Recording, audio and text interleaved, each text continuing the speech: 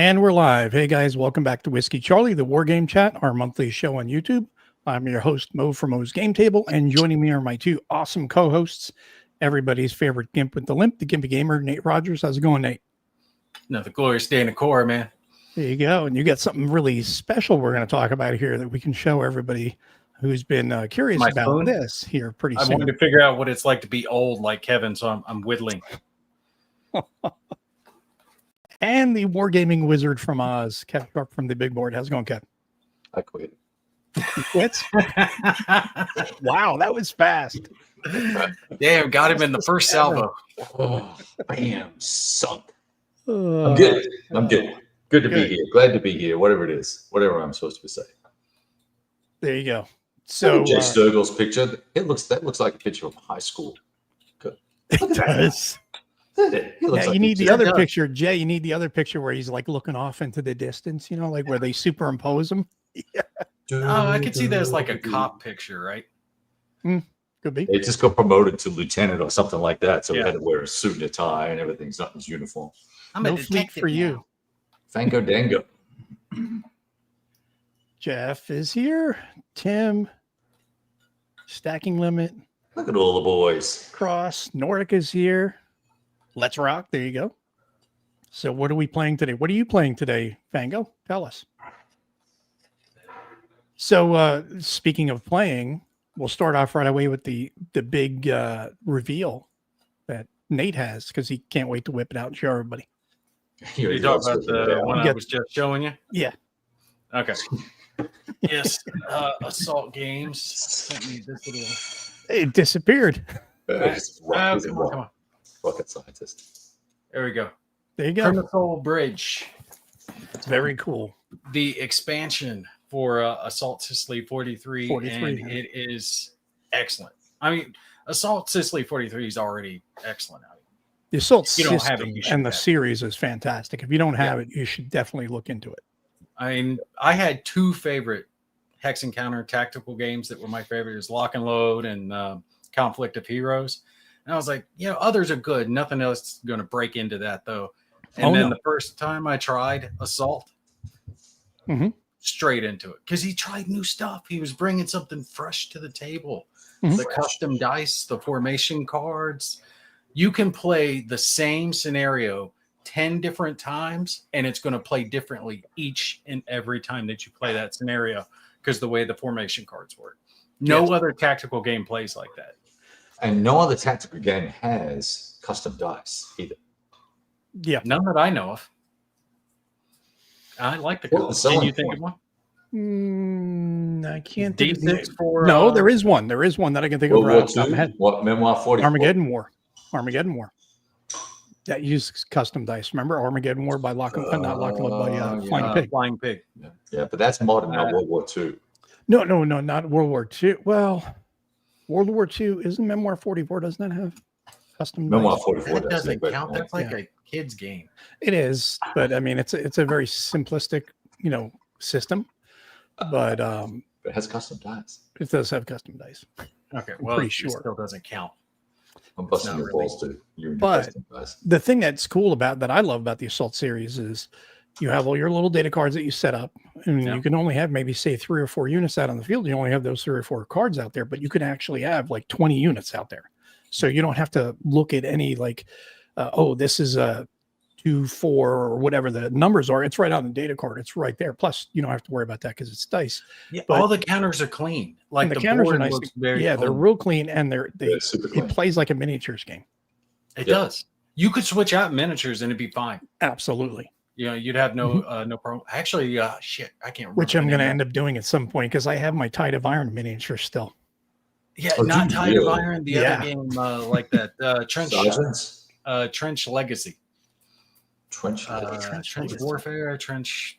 Oh shit, I can't remember. They've got a World War II and a World War I version of it. Cover both. They have miniatures in that game. It's kind of like Axis and Allies mixed with a little bit of Hex Encounter, but they use minis. Okay. They've got the little minis for the bunkers and factories and whatnot. Yeah, there's both. There's World War I and World War II. It's Trench Legacy, I think, is the exact name of it. I have to look it up just to be Okay. sure. but it does have legacy gameplay. But the miniatures would work well with Assault. Nice. So that'll be cool. It's just a system, and Wolfgang keeps just working with it. And talk about a great partnership. Oh, wow. Sound of Drums. Oh, And- yeah. And together, it's just like, wow, you got two top tier guys right there working together. That's just fantastic for everybody. Well, I get it, because that was one of the things he kept talking to me about, was that he needed backing. He needed a publisher behind him, and he shopped it around. He wanted to go to another company and have them work with him, because he was not a one man. Eric, what's his name?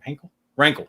Eric Rankle, helps him with the games, but they weren't publishers, so they were having problems with it, and he wanted to take it, but none of these other companies were going to take it because they already had their own versions, right? The Conflict of Peers out there, the Black and White Tacticals out there. They're not going to publish a competing game, which I don't blame them. Mm-hmm.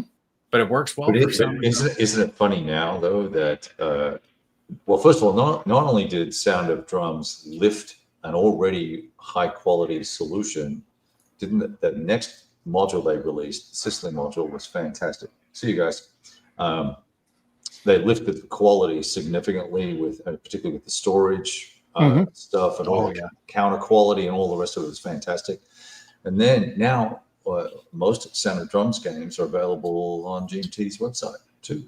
So that's huge exposure for the boys. It's great.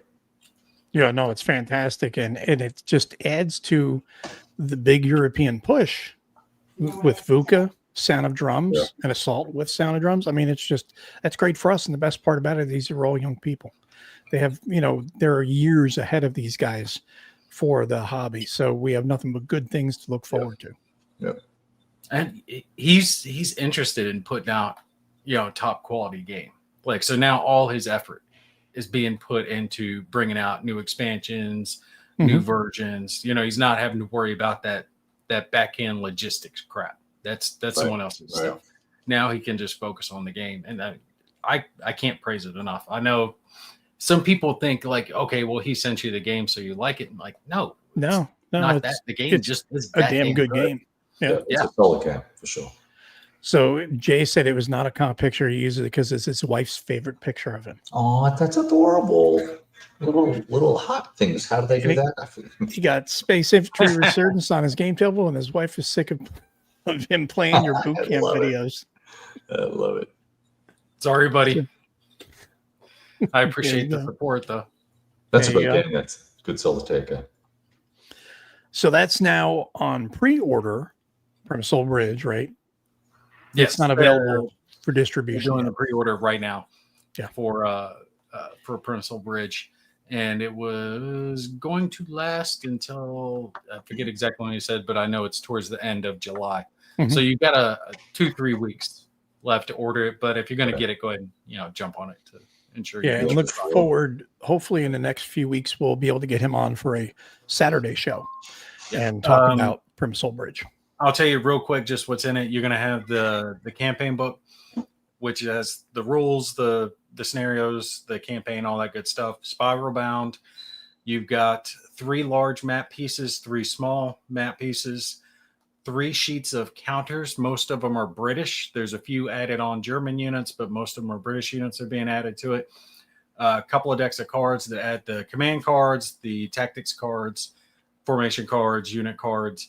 And the way this box is set up, it's got a plastic tray in it, just like they did all the others. So all the counters can go right in there. All the cards can go right in there. Plastic cover for it that has all the map pieces. No baggies, none of that bull crap. You don't have to look like the drug dealer starter kit for this game like every other game. They really do a good job when it comes to making it easy to get everything back into the box, and organized. This right here, I agree 1,000% on. Yep. Especially any larger rule books. And before I was saying anything above 70 or 80 pages where the perfect binding doesn't, you kind of stop after like 70 or 80 pages. But no, I think anything above 40 or 50 really would be best served with a spiral bound rule book. It just lays flat and you flip it over everything. It's so much more versatile. This is Armored Knights Case Blue. This is from Grognard Simulations, 30 pages, and he spiral bound it. Yeah. Right. And it's so much easier. Every game company should just go with this because it makes it so much easier to read it. Wait, when did you order that? I didn't order this one. He's special. This is the. Oh, he sent you. Oh, you just got the rules, or he sent you a complimentary copy? No, he sent me a copy of it. It's over, on my table. I've got it coming up next. It's good. It's great. That's the one I told you about that I bought. His It did well, and that's just great. That's great. That's I dropped the money. great. I dropped that. I dropped the money for that game, and I was like, "Oh, I'm so excited because I'm wrapping up a monster game, and I've got the tables cleared. I'm going to have time in between 2 other monster games that are coming in." And he sends me a text. He goes, "Oh, yeah, I'm on vacation," which I totally get. It's fine. I won't be able to ship any games till July 11th. Okay. But I'm glad you got a copy. That's fantastic. That's fan-fucking-tastic. He was the last game that was shipped before he went on vacation. do you think that's bad that if a publisher sends out the review copies first? Because I've had people give No, me I'm not complaining about it. I mean, review copies tend to go out. Well, they normally should go out first. Yeah. I'm not brokenhearted that I didn't get a review copy, because then I have to, it colors my perception of things. And I've already given, he's never going to send me a review copy anyway of anything, because I'm fairly critical of the Death Ride, whatever it's called, system anyway.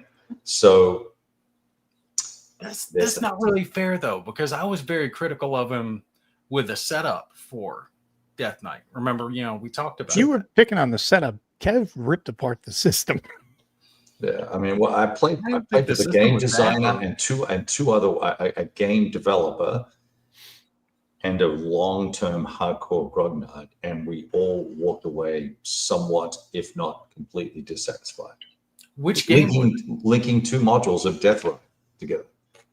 Which 2 modules? Something division of something. Whatever. The something. I played something. Kursk, the big stuff, the big kahuna. 2 of the modules. 20 maps or something stupid. The one I played was a single mapper. It's Aras. I've got that. Yeah, I've got that. See, I thought the game played fine. It was just a pain in the ass to get it set up. See, the thing was, you slapped it around a little on the setup.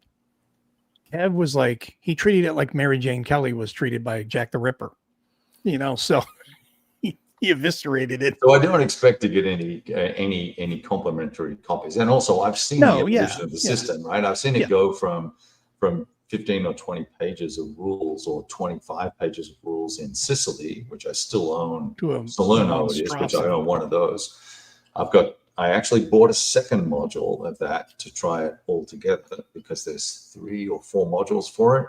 But the rules have gone from the rules that you read, Gimpy, to 98 pages, right? Oh, yeah. So, it wasn't anywhere near that long. Right. So all the charts have changed and all that sort of stuff. And there's complications and issues, is all I'm saying. And I think it could use a really good developer and someone who would listen. I like Chris as a person. He's a very sweet, nice man. Although he did duck out of the opportunity for me to give him some feedback at a con and didn't turn up the next day. But, maybe he got sick or something. I don't know. Because I wanted to share everything from not just from me, but from the other people that have played, who had long-term game development experience and designer experience, to try and share some concerns. And I think he's fixed some of the concerns that we had, DPI quality, map quality, color consistency, map size, counter quality, counter thickness. I mean, there's just aesthetically, it's somewhat of a shit show, and it's now somewhat less of a shit show with the Death Ride system. So anyway, the point about all that is that I'm super excited about Armored Knights, because it's gone through a huge rewrite, because I played Desna, Crossing the Desna, and I really didn't like that very much at all. And the new rules, which I've downloaded and read, I'm like, wow, this looks really awesome, and it's freaking case blue at 500 meters of hex or something like that. How epic is that going to be? So of course I spotted the money for it, and I'm not going to say it out loud because the missus is in the room next door. So that's why I was selling some games off to finance buying it. So I'm a fan, but I'm a cautious fan. Well, I'm pissed that you got the game first. I think he kind of changed his mindset on that because, like I said, I sat with him for a couple hours one evening. We had like a telephone conference. I had my camera going, pointed down at the game, and I'm like, look, blah, blah, blah, blah. This is what I'm trying to do. This is what doesn't make sense. I'm like, so explain to me what you were going for here. Right. And he talked me through it, and I'm like, okay, this is what it reads like. Because I'm coming at it from a fresh perspective. Yep. I'm like, so your point's not coming across here. And, some of the stuff was me just reading it wrong. Some of it was stuff that didn't need to be clarified. But yeah, because he doesn't get a blind test. He doesn't get a blind test or a blind. No, he's got buddies, his buddies and his son who are playing, which is fine. And have people who play, who know the system, makes facilitating the playtesting much, much better. That's fantastic. But I think you also have to have blind playtesters where someone gets a game or a portion of a game, or you can send them even if it's just a turn or two. Yeah, just send them a scenario with 2 maps and 100 read counters. The rules. Read the rules, play this, and tell me where it's foobarred, right? Anyway. No, I don't disagree with you. Speaking of rules, Nordic says, I'm surprised my profanity at least tirades about banish all their fears if Ben Hull hasn't put out a hit on them yet. Because that one was the one with the travesty of a rule book, if I remember correctly. Who put that one out? Who published that? GMT. Yeah, I heard that was. Well, that's not surprising. It had no setups in it, I think, and it had rules that were. You're kidding me. Now, what was that? What was that? What's the topic again? Isn't that like musket and pike or something? Remind us on that one, Nordic. I think that's what that is. I think some of these war game companies, and I could see GMT doing this, are starting to lean towards wanting to do like digital everything, like just download the rules instead of putting them in games. It is Bayonet and Muskets, Bayonet and Musket Battles Volume 1. Right. It's a new system. Follow up on the Musket and Pike, It's not really a new system. They've got games in that system. No, it's different than Musket and Pike. And Musket and Pike was kind of like great battles of history with guns, and it was just awkward. I bought that whole series, then it went out of print. I think I sold the whole thing for like $750. And Great Battles of History is crap. Simple Great Battles of History is really good. Simple for simple people. I like the streamlined rules for it. I did not like Great Battles of Crayon and History. That's what you like. Yeah. Great Crayons of History. I don't want to sit there for hours trying to figure something out. If you make it overly complex, you know what? If you play both, I actually, now that I've played both, I actually prefer the mature rules. But since I've played it so much, I play my own way. I use a blend of all of them, and I just play because it's 6 of one, half dozen. Yeah. Well, I agree with you, Gimpy. That the simple one is probably simpler, but it's still kind of involved. Gimpy, which leg doesn't have the gimp in it? Need to know my target after that one. Yeah, the middle one. It's actually the spine, but the little one. The middle one. Well, middle one, middle one. The middle one's the big one. Like a friggin' tripod over here. Yeah, that cane does make a difference. But stay tuned, folks. We're here all night. So much for having a short show. We haven't even got started. We haven't even gotten into our topics yet. So, topic of the night. What should we talk about? Let's see. Because if I did that, his wife would put out a hit on. Yep, she would. She definitely would. So, we wanted to make sure we discussed Primsol. Primsol, yes. Primsol. Well, I think we got that off your chest, didn't we? First order of business, which we were going to talk about.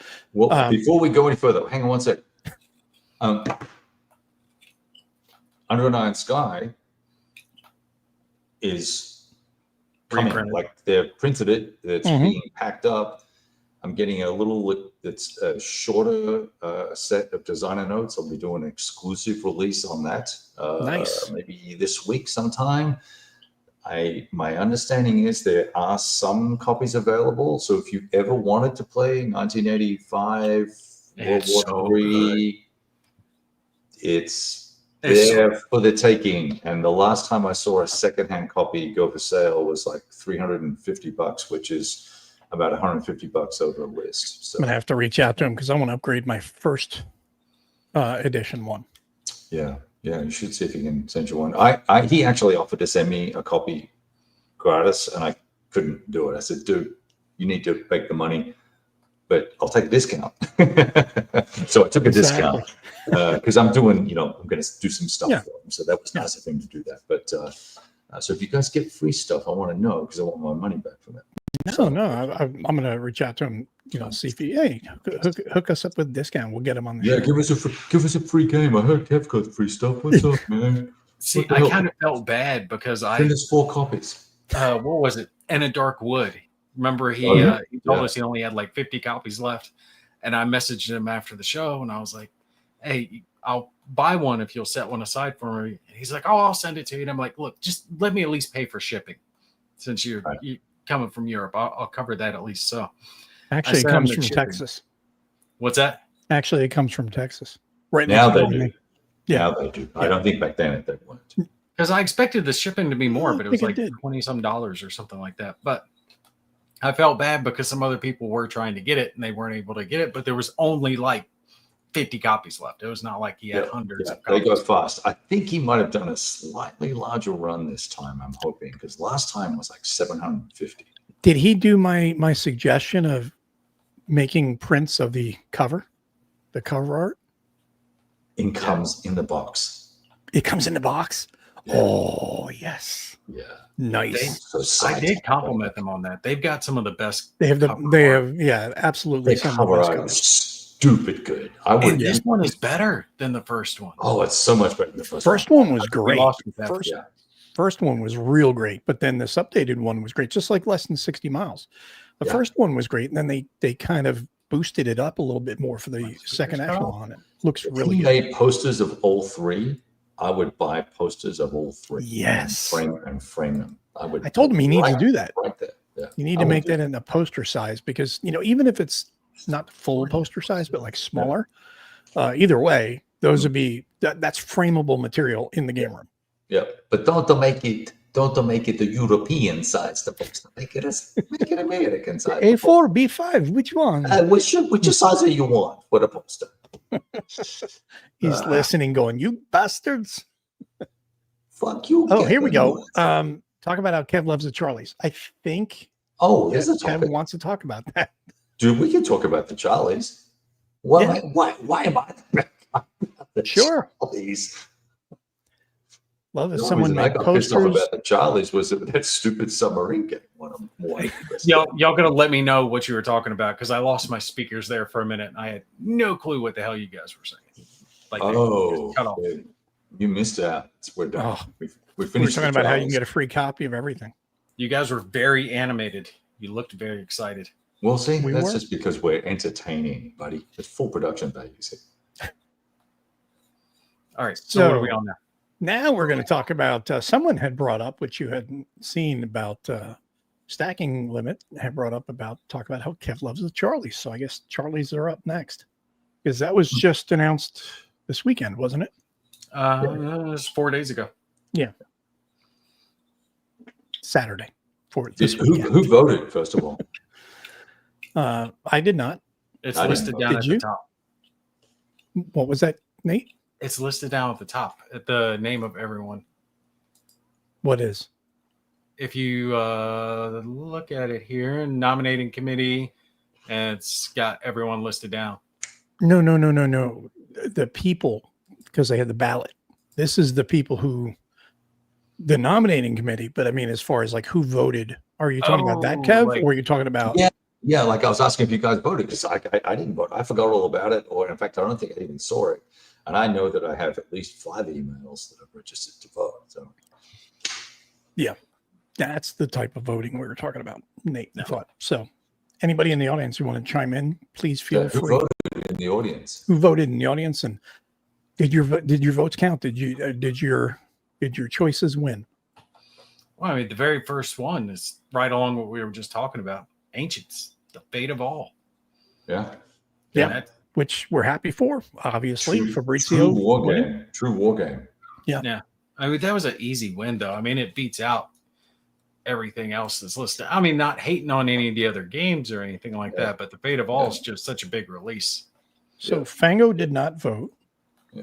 Danny did, and several of his won. So he's obviously the swing vote here. His vote made the winners. Be curious to see the vote counts. That's, I think, some sort of transparency would be nice. But in speaking of the Ancients game, so the Betis campaign, played that, pretty solid game. Certainly not the best Ancients game ever. So Dan has done a lot of scenario design for Great Battles of History. That's where you would know his name from. And then Rome Inc. gets huge accolades from everybody. And I've not been able to buy the original one, and I was hoping to get that before I bought this one. But I'm curious about that game, but I don't think it's super popular, just because it's pretty complicated. So, and the others are fairly light. Sound of in History of the Ancient Seas, it's a block game. It's pretty light, and I don't know the Hollenspiel stuff. John does some pretty good stuff, but I don't know it. I don't know that game. Yeah, I'm not familiar with that one either. Game. I think it's a solitaire game, off the top of my head. Block games have actually really been growing on me as of late. What's that? Block games. I used to avoid all block games, but they've grown on me since I've started giving them an honest chance. That Quebec 1759. That was a great game. Yeah. What was the other one by Columbia? You mentioned Alliance. Yeah, Alliance. That one, it's kind of like a scaled down. Shit, I can't remember the name of that huge game that I covered. Imperial Borders. It's kind of like a scaled down Imperial Borders. Same people who made War Room. Okay. Ides of March is a 2-player. Yeah, it is 2-player. Okay, yeah, I'm looking at the map familiar. now. Yeah, it looks like the succession plan or something. Liberator Civil War. There we go. Yeah, I had to look it up. Yeah. So then we had Best Medieval Game. The winner was Tanto Monta. Yeah, I mean, which is kind of sort of a war game. Not really. But then again, there's only 2 war games in there: Norman Conquest and Sword of Orthodoxy, which I think is a war game. But A Guest of Robin Hood is not, and the Indian game is certainly not. It's a coin game. Oh, this looks okay. So it is. It's a prequel to Here I Stand, Tanto Monta. Yeah. That's why I didn't know anything about it, because I see Here I Stand and I'm just like eyes glaze over. I'm like, no, I'm out. Yeah. Interesting strategy, interesting historical strategy. CDGs have a tendency to just make me not want to play them. But that's like a political intrigue or something game, isn't it? Yeah, it's a strategy game. It's a strategy. Strategic, it's all strategic. It's not a war game. It's not a war game. No. It may have war-y bits, but it's made by GMT, right? Yeah. I think some people look at it and they look at the publisher and they're like, okay, well, the publisher makes war games, so we'll count it. And it's like, well, it doesn't really work that way. Sword of Orthodoxy is a Ben Madison Scope of History solitaire game. Yeah, so it looks just from looking at it, similar to Wars of Marcus Aurelius, which was a great game by Hollenspiel, but I don't know that game. Is Hollenspiel still around? Didn't they get bought out? No, they're just making games with string and pegs or something. I don't know. I haven't heard much about them in the last while. They did votes for women. It won a Charlie, man. I mean, come on. It was a, See that one Norman Conquest Men of Iron that was up there for it as well, and that one I've never played any of the Men of Iron games. Are they good? it's good. Yeah, it's a good system. I know Ralph quite well. Drunk more than 400 beers with him. Really detailed developer, and Yes. saved a lot of Richard Berg's later games in his twilight years because he was primary developer, only guy that could put up with Richard's bullshit, right? So, so I'm disappointed for Ralph that he didn't get that, but I can see why too. It's not a topic I'm super interested in, but Yeah. I like the system. Yeah, I'm just looking at the images. I may have to pick that up. Try it out. They did Infidel, and Infidel was great. There was some great Crusade battles. That's a lot of fun stuff. I enjoyed that. All my favorites. Yeah, I may have to give that one a look. Yeah.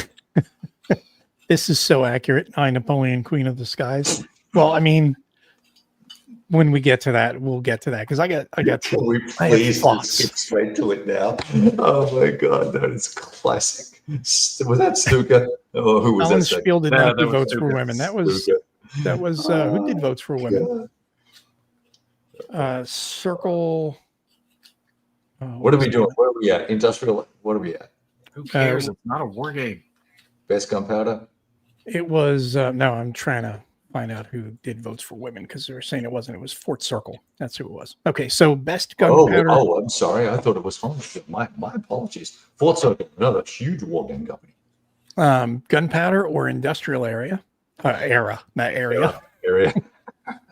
The best gunpowder or industrial area. Winner was Cowpens 1781, designed by Pascal Tupi, and it is published in Vivictus issue 176.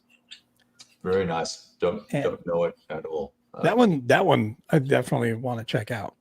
Then there was Banish All Their Fears, which was in there, and that is one that I know for a fact that Nordic had strongly voted for that one. Battle of Sekigahara. That was published by the Historical Game Company.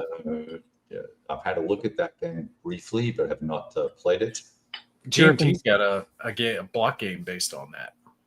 Which one? Yes. Sekigahara. Yeah. Oh yeah, Sekigahara. Yeah, it's been around for a long, long time though. Yeah. Yeah, which I like. I like that game actually. But hey, Tony. Hey, Tony. What the hell? European turmoil. It's like there's no Nate way the hell down here. Love you too, Tony. How did Banish All Their Turds get in there? I'm going to call in question the validity of these votes. Well, you have one of the people that is involved in it right here. Yeah, so help us understand how that got on the list, Gimpy. Because the list isn't curated by one person. Curated? It's not curated by one person. And there was one other person who was on my side and quit out of the Charlies a couple of years back. Well, so do they pull the entire list of all the games for each era and then go who should be included? It's the nomination thing, like nominate for each era. Each individual member of the council or the board or whatever. Okay, and so can nominate for an era, and then the eras are voted on for what. All right, so not in the back room doing the hey, let's make sure that Banish All Their Fears gets on the list. No. Vote. Then you don't count. No. Because I'm sure that's how it works. 4 guys go, 4 out of the, how many are there on the board? 11. 11. Okay, so 6 of them get together. I'm just being cynical.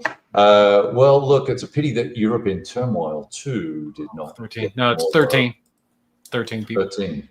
Well, the funny thing is, if you're in Europe in Turmoil 2 had won that would have been kind of fitting, because it's the one that's not a war game in that group. Yeah. So, but the other ones, I have not. I don't have any opinions on. If anybody in the audience has any opinions on any of them, definitely share them in the channel, and we'd love to hear your opinions on those. Then we get to the best Napoleonic game. Winner, I Napoleon. Winner, I Napoleon, Queen of the Skies. against Look at this, guys. 1812 Napoleon's Fateful March, Alliance, Napoleon's End, Winter's Victory. The So you best- have the one non-war game card flipping narrative generator Role-playing game, role-playing game against war games, and it wins. as defined in the rule book. This is a card-driven role-playing game. Yeah. Where you get to deal with all the issues that Napoleon dealt with, including romance and political intrigue. Wow, you really studied that to just rip it all off like that. Rip it all off like that. Well, yeah, that's the thing. I mean, that's where the frustration comes in. It's like it's not a war game. OSG game should have won. Well, I think In there you had what do you got? 1812 Napoleon's Fateful March from VUCA, Alliance from Columbia. What about Sound of Drums Island? Wasn't that last year? Why didn't that get nominated? That should have been in there. What a stunning, innovative system. But that was 24.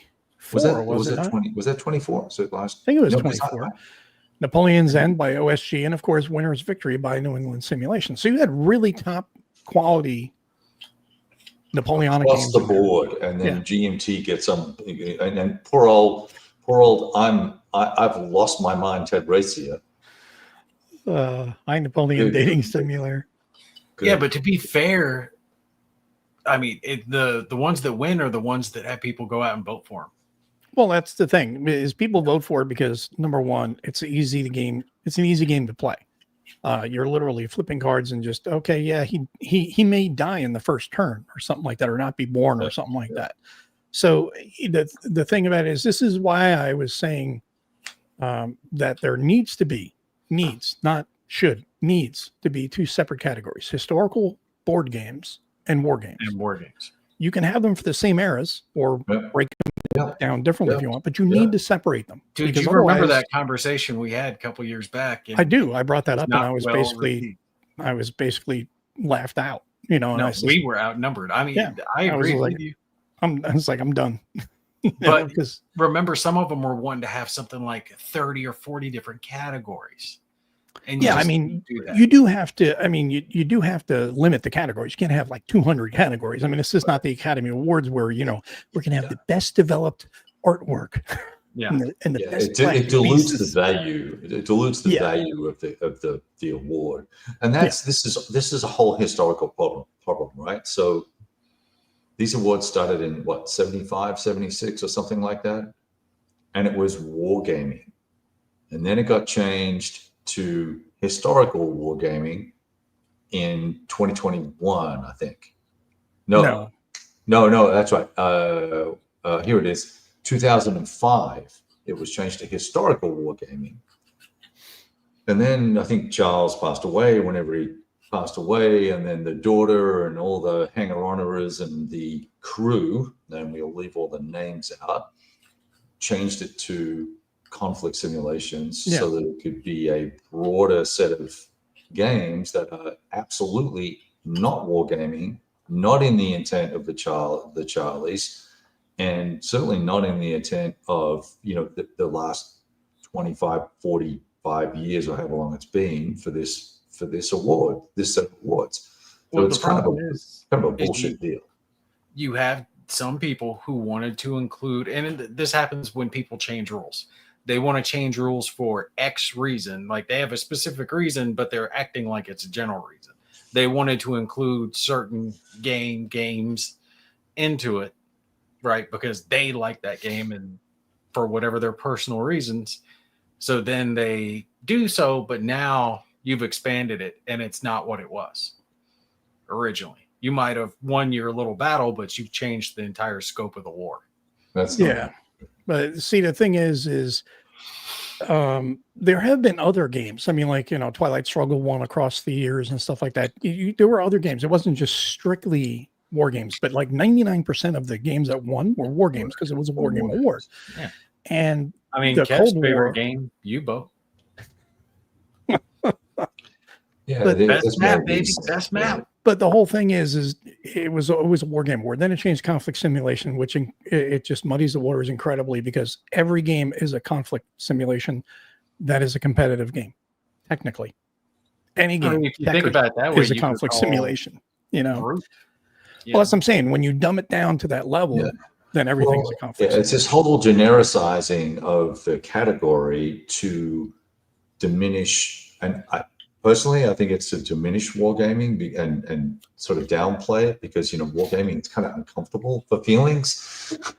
And let's just have, let's have boats for women. Let's have the U-boat. Let's have these other, Little Belgium, even the guy, and he's now on the board, right? Even he said he nominated the game as a joke, right? And it won. Oh, no, that was that one, what was it? One Sheet Was that Little Belgium or something? No, it wasn't Brave Little Belgium. He did Brave Little Belgium, but then he made that little postcard game. That was a joke. It was literally a joke. Oh, I thought it was Brave That's Little the Belgium. one. That was the one, and I forget what it No, was Brave called. Little Belgium actually was a war game. No, Brave Yeah, Little that was a Belgium war- actually won. But he did. He made the postcard that won too, and that was a joke. That was a joke game that he made, and it won. Oh, okay, Yeah. okay. So you were on the right track. It was just you were getting the game. So I just think that I think we need to just keep the categories pure. Let's keep historical wargaming. I'm comfortable with that. Yeah, That can historical be wargaming and historical. we can put a box around it. We have strategy games. We can call them Euro games. We can have Ameritrash games. We can have political conflict games. Maybe it was Lucky Little Luxembourg. It was Lucky Little Luxembourg. So whatever it was, right? That's beside the point now. The greater point here is let's have categories. Let's have the right categories for the right type of game. Absolutely.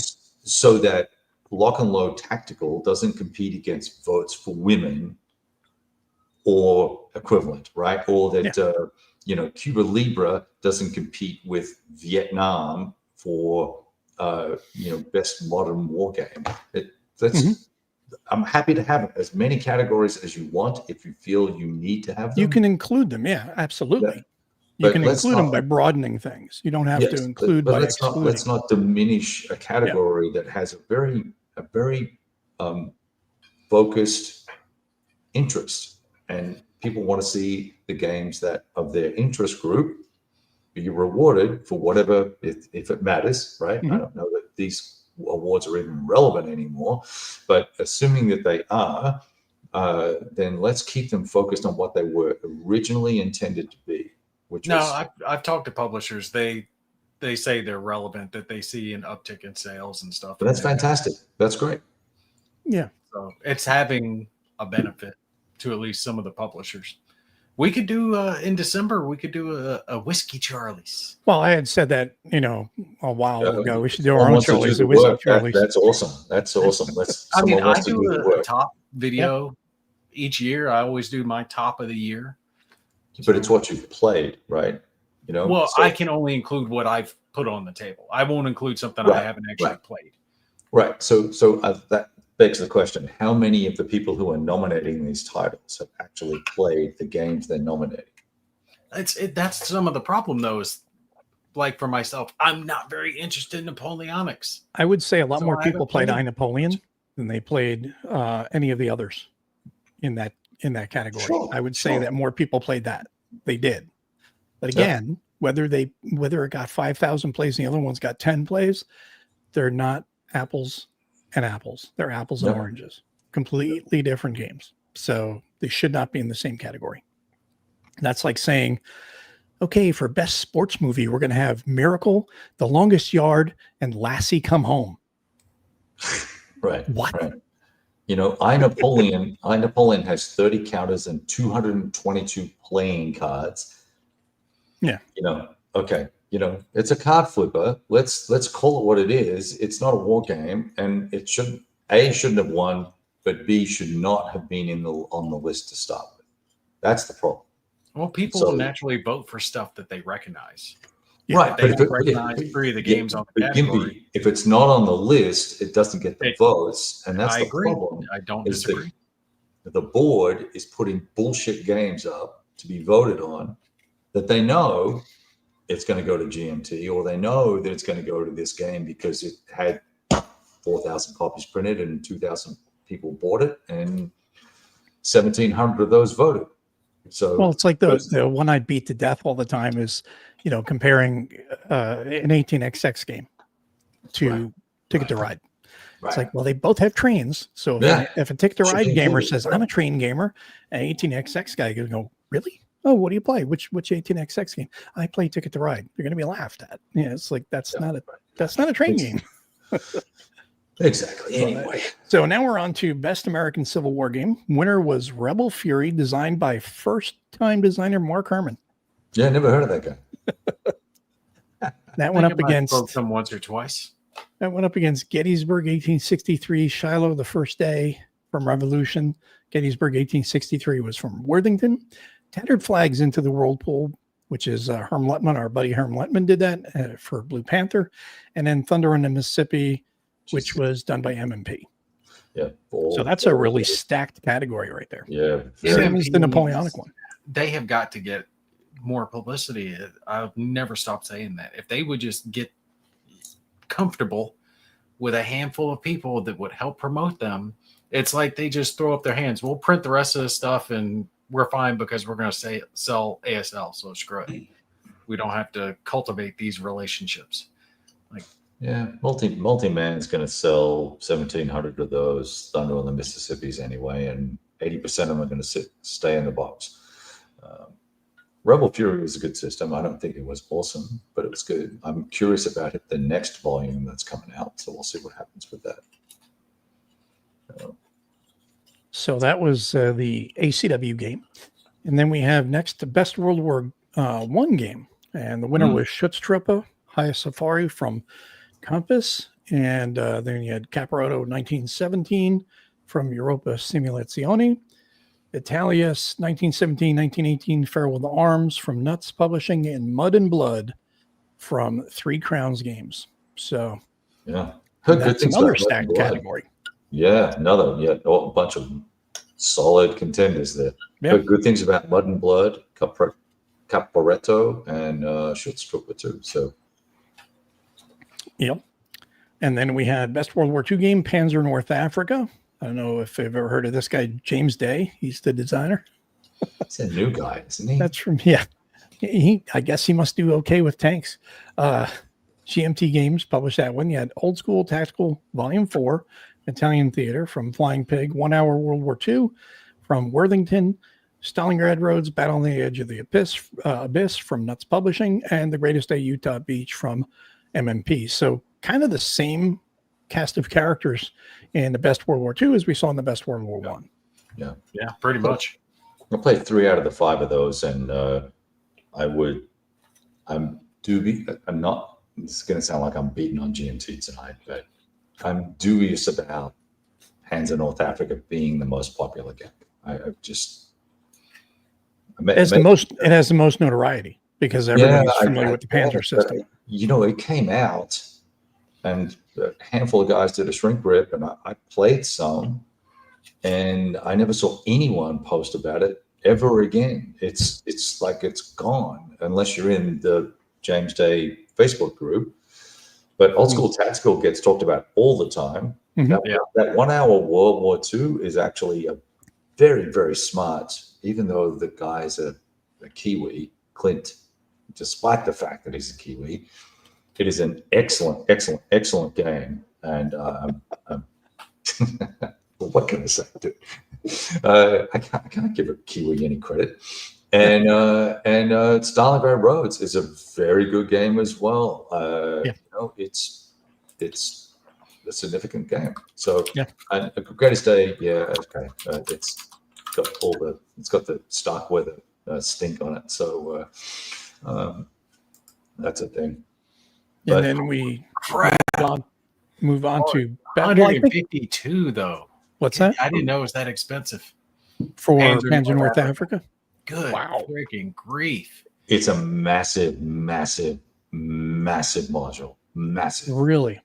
It's a 10-pound box. It is. You can look it up online. It's hundreds of counters, dozens of maps, huge orders of battle, lots and lots of scenarios. It's a really good module. I just, I'm actually kind of at the point where I'm ready to let my World War II Panzer system go and just keep the modern stuff. I've probably played enough. They have 8 counter sheets, 6 double-sided map boards, which is I think that's kind of standard with all the tank games. Yeah. Then you have 49 double-sided data cards, 45 terrain overlays, rule book. That's right. They did terrain overlays in that one. Yeah. So you got basic and advanced rules, then you have optional rules, and you have solitaire rules, and then a scenario book and solitaire scenario book. 30 total scenarios included. Look, So I'm pretty packed. eyeballing this real quick, and they really don't have anyone who's putting some like actual time towards playing the game. There's one 16-minute review from Rob's Tabletop, but he's not playing it. And then they have something like 10 shrink rips, unboxing videos from a bunch of different people, but there's no videos of anyone actually gaming it. Well, I think what's up? Well, I think it really comes down to the fact that it's the Panzer system, and everybody knows Panzer MBT, all that. So they know it's a proven system. It's a tried and true, so it's gonna be a winner. You know, in the eyes of the customer, it's gonna be a winner. Let me see here. Anybody in the audience played it? What number is that in the system? Because I've got something like 4 boxes. The latest one. See, I have a 23-minute video review, a 3-minute. I have 1, 2, 3, 4. I've got 4, 5, 6. I've got 7 or 8 videos on it. They didn't link to your shorts then. They only linked to the. No, they're real videos, jackass. No, I they don't link to my stuff anyway. I don't care. Whatever. Yeah, they do. They got you listed down. Oh, okay. There you go. How about that? Yeah, 15-minute unboxing from Big Board. Did you not vote for it stacking because you didn't like it, or you just chose another game instead? Yeah, what did you vote for? I'm curious of what of these, because it's a spread too of tactical through to grand strategy, right? I would have picked old school tactical on that. Yeah, I would have too. Thank you, Danny. My new shorts are even shorter. Stacking said the same thing. OST. Yeah, that OST module is actually really good. So now we're on to Best Modern. And the Best Modern winner was Purple Haze from Phalanx. Up against it was 85 Afghanistan, Graveyard of Empires from Flying Pig, Operation Bowling Bank from Snafu Design, and Rifles in the Nom from Tiny Battle Publishing. So very small number of modern era games, which proves that we need more modern era games. Yeah. What happened to Red Strike won last year, didn't they?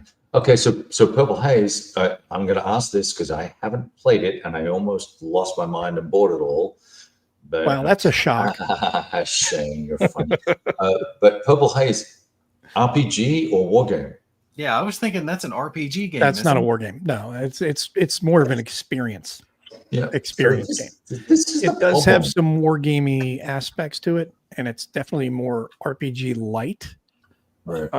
Like I said, it's more of an experience game. You could call than it is American Tank Ace an RPG light. What's that? You could call American Tank Ace RPG light. You gain experience Yeah, points. you could. Your characters level up.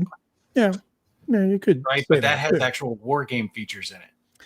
Yeah, you're actually literally number one. The whole point of it is kinetic combat, and then the other is you're making definite choices for that. You're making choices in this too, but it's like I said, it's more of an experience game, and that's not taking anything away from it. I think it's a really fun game, but that is another one that I think it would have been best served to have that separated out. Right. Than to have it in there. I think that one won just because it was popular. I'm not hating on the game system. I mean, I've heard good things about it. Yeah, but I think it was just popular. When you get Phalanx, they have a huge customer base, huge email list, and I know I saw that. It's pretty funny, and so they're going to get a lot of votes. You know what else Phalanx got? U-boat. Yep. Yeah, I know. Hey, so Robert O posts, I found OST to be too simplistic. Panzer is more old school. Here's the problem with the fundamental problem with Panzer is its activation system and command and controls. Well, not command and control, but the activation system is fundamentally flawed. number one. So Panzer is Yeah. more old school than old school tactical. Yeah, and that's not right. I mean, I think old school tactical does some very cool things with activation and the number of activations and the way that losses work and how that impacts the overall scheme of things. And I think it does, and double actions for every unit in turn makes you think about tactics a lot more, certainly more than Panzer. I mean, Panzer is, you want to shoot tanks, that's cool, right? But you can do that by the ASL as well. So anyway, Not at the same level. You can get really granular with that system. So, well, you can, but I think ASL is pretty granular too on the tank combat. So anyway, beside the point. But yeah, I think what Jay said is it. It's light RPG with tactical elements. Yeah, tactual elements. Tactual. Operation Bollybank. Now, see, I'm excited that game got nominated because that's a unique system and a unique approach to a very undergamed, a topic we're completely unaware of pretty much in the United States. And it's a cool little solitaire game that I'd never heard of before until I saw the Charlie's list. I'm probably going to go get that game because it looks very, very cool. It does. So why that's the sort of shit that I would like to see in. It's new and unique. Charlie's, right? That's I want to see. They did the right thing with Fate of All, right? That's fantastic, right? I'd like to see more of that thoughtful thinking about the Charlies versus just slapping up, Panzer or some of these systems that have been around forever. Low-hanging fruit. GMT needs to win 40% of all the awards. Let's keep them happy because they sponsor us. That's what it feels like to me. Fruit because it's low-hanging fruit. Because it's popular. But that's not the point. I don't think that's it. An award just because something. Okay. Yeah, right. You're actually right. If something's super popular, if everyone likes fucking playing Ticket to Ride, they should play Ticket to Ride. God bless them. But I think awards should go to people who are trying to innovate and do something new and different and push the boundaries of our hobby. And whether that's art or mechanics or design. Sicily from the Assault Sicily module should be in here. They should have a design and packaging award. They should win that fucking award, right? They would, hands down. Right, hands down, right? Sound of Drums should win it for best graphics and art representation and all the rest of it. That's the sort of stuff that I care about versus, slapping some bullshit up on that we've all seen before from some company. Hey, Hexy. Anyway, all right. The Moe Awards. With you, Kev. I don't disagree with you. Yeah, I just got to get away from it won the most popular. And that rifles in the nom, that system is actually a really interesting solitaire system. Yeah. Oh God, there's more awards. Gee whiz. So there are more awards, or mode awards actually. Best strategic game.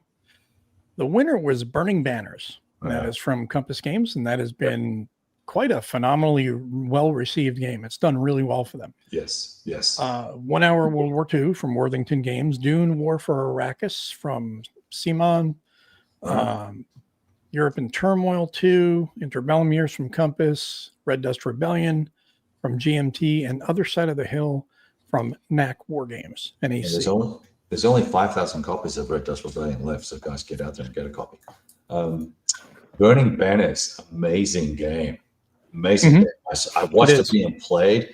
So involved, so interesting. Oh, gosh, lots of different factions. There's something like 6, 7 different factions. They all play different. They all have their special rules. They have their little areas on the map. It's fantasy, but it still feels wargaming enough that it's going to attract those war game players anyway. I mean, that game was just phenomenal. It was very well done. It's root for grown-ups is what I think it is. Yeah. And a bunch of new modules coming out for it too, expansions and stuff like that. Yeah, there you go. Van Gogh just said, okay, yeah, there you go. Yeah, so I think there's a lot of good games in there, and most of them are Wargame-esque, right? Yeah. You know, Yeah. the factions feel thematic. Yeah. The Nordic, the Viking-esque faction, they sail better. They get more movement points through the Mm-hmm. water. You know, fits kind of what you would expect historically. Yeah. The map was very well done. No, beautiful. I know it had like kind of a cartoony look to it, but I liked it. I thought it looked really good up there on the table. You know, with all the counters on it, it all kind of worked, you know? Yeah. Yeah. It looks really, really, really impressive in person. Yeah. That was a win we can all agree was well deserved. Yes. Yeah. Best operational game. And then, you know, the interesting thing is here, it says best strategic game. Burning Banners wins that one, but it's actually a war game. A 1 hour World War II. That's another one of those quickie strategy games. Dune, Europe, in Turmoil, Red Dust Rebellion. Other Side of the Hill, I'm not familiar with that one. I think I do know that one. So all of them actually are strategic games, and the war game beat them. So it's kind of flipped on that in that one. Yeah, because the Other Side of the Hill is not a war game. Yeah. So, I mean, it shouldn't be, you know, that shouldn't have been in there. That should have been in a war game category. In a fantasy war game or something. Yeah, fantasy war game slot. Yeah. But then you have best operational war game is next, and the winner on that is Thunder on the Mississippi, and that is from MMP. Luzon Race for Baton from MMP also. Beta's Campaign from RBM. Caproto 1917. Italia 1917, same ones we saw before, and Stalingrad Roads also saw that before. Yeah, that's an odd selection too. Again, yeah, I don't have an opinion on any of that. It's all good. There you go. And then we have best tactical game. Panzer North Africa wins that. Up against that was Rebel Fury, Cowpen 1781, Tattered Flags, and Old School Tactical Volume 4. So again, that was, I think that kind of falls into the same thing. Well, it's Panzer, it wins because it's the Panzer system. Cool. Did they just realize that they hadn't given given Jim Day an award for Panzer yet? So they decided that now was the time, or? I don't know. Well, it was the Panzer fans won that voted before. on it, so.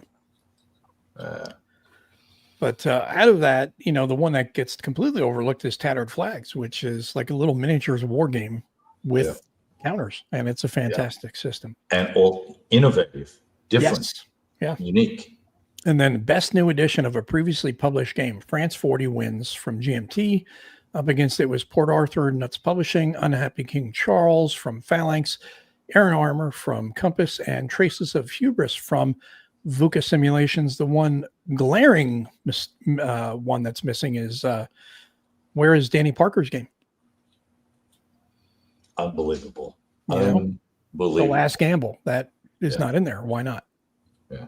You know, I mean, was Unhappy King Charles even out when this? I think it did come out last year from who did that? Was that Phalanx? Yeah. I think that did come out. Man. I mean, and of course, Iron Armor, you know, I would have voted for that. Well, I can see why that one didn't win though. I mean, I'm not hating on the game. But it's the best new edition it's a best reprint, essentially, is what that category is. So not disagreeing with that, but it's just the Compass caught a lot of flack for the size of the rule book. Well, whether it's warranted from some people, whether it's warranted or not, that I was not the only person. I just but the thing is the size of the rule book. The size of the rule book really should not have an effect on whether it's at least nominated. No, of course it was not. Yeah, whether it wins or not is. No. I mean, I'd love to. No. I'm sorry. I'm talking about Last Gamble. I was talking about Last Gamble. Sorry. Well, I didn't play the Last Gamble, so. Oh, Last Gamble's amazing. The only thing it needs is a spiral bound rulebook. Yes. Same with Iron Armor. That really needed a spiral bound. Best political, social, or economic. I don't care. Carry on. Tell us what you really think. Sorry. Red Dust Rebellion. Dust Rebellion to try to help push some of those out of the warehouse. GMT. Get those 5,000 copies sold, baby. Let's go. Arabian Struggle from Catastrophe Games. Crisis 1914 from Worthington. Europe in Turmoil 2 in its correct category from Compass, and Republic Struggle from NAC War Games. So Red Dust Rebellion wins that one. Then we have Best Solitaire or Cooperative Game. I, Napoleon, Queen of the Skies wins from GMT. That's how I'm going to always refer to it now. Thanks, Joe. That was a good one. Atlantic Sentinels was up there. Manila, the Savage Streets. Atlantic Sentinels from Compass. Manila, the Savage Streets from Revolution. Rome Inc. That is from Against the Odds magazine, issue number 61. Viva Mexico, Mexican Revolution from White Dog Games. And Wolfpack, North Atlantic Convoy Struggles from GMT Games. So, Atlantic Sentinels, it had some issues when it released. It had some rule book issues that held it back. See, the problem, I would argue counter to that. I would say they're so inclusive that they're too big, and that's why they're too big, because they're too inclusive. They include all of the information. Think about how bad war game companies are suffering from the up and coming generations who suffer from TikTok brain, and everything has to be in short 5-minute segments or they can't process it. 5 minutes. Well, Geez, that's like Gone with the Wind for some of these people. Well, you know what? It sucks to be them. Yeah. Yeah. You know what's interesting? I don't know any of these. What's interesting, Kev? Tell us what's interesting. Oh, shut up, Nate. Shut up. He's going to get to it. There's solitaire. I don't know hardly any of these games. Atlantic Sentinels. That's the one. Atlantic Sentinels. That was Silent Victory. Yeah. It. You were controlling a fleet, if I remember right, in that one. Atlantic Sentinels. Yeah, you're doing a convoy. I know Rome 2 Inc. Yeah. That's about it. None of the others. I know I've heard of Wolfpack, but whatever. Okay. Funny thing, when Greg was designing that game, he was trying to come up with a title, and we were talking about it over texting. He was saying all these things, and I says, "Hey, I got a title for you, Atlantic Sentinels." He's like, "Dude, I love it. I'm going to call it that." So, that's awesome. So you get credit. Did you get credit? Yeah, I get a credit. I get like a penny. Best the game wasn't that's actually the second game I've named, but it wasn't bad, but it was like a B-level game in that genre, right? So it just wasn't the best. It was kind of like equivalent to like the Zeppelin version that he put out. It just wasn't top tier. It was good. It's worth playing, but the top tier is like American Tank Ace, and it wasn't as good as exactly. Western Front Ace was really good, like Western Front Ace, but Atlantic Sentinels just didn't reach to that level. It's also a different interest group entirely, because not everybody's going to be into the convoys as much as they might think.